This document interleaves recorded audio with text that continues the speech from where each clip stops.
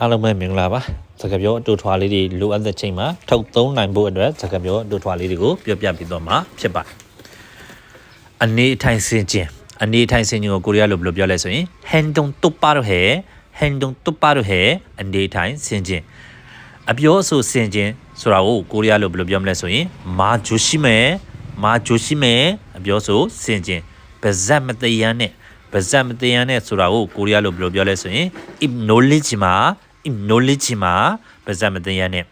စကားကိုရမ်းတမ်းပြီးမပြောနဲ့함부로 하지 마စကားကိုရမ်းတမ်းပြီးမပြောနဲ့နောက်စကားကိုချင့်ချိန်ပြောပါဆိုတာကိုဘယ်လိုပြောမလဲဆိုရင်말을 갈려서 해라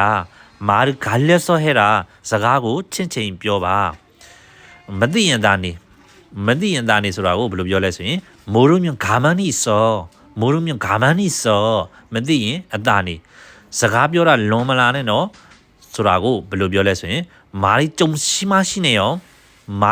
심하시네요စကားပြောတာလွန်မလာနဲ့နော်ဘောင်ကြော်မလာနဲ့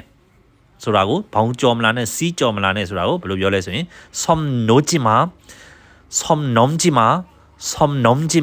ဘောင်ကြော်မလာနဲ့စီးကြော်မလာနဲ့နေရတကဝင်မပါနဲ့ဆိုတာကိုဘယ်လိုပြောမလဲဆိုရင်참견하지 마စိတ်ကိုထိမ့်ပါ진정해စိတ်တော်မလုံးနဲ့နော်와나게 하지 마နောက်တစ်ခါဆိုရင်မလွယ်ဘူးမှ다시는 그런지 마ကိုလောက်ကိုသာလောက်စမ်းပါ你一定要신경 써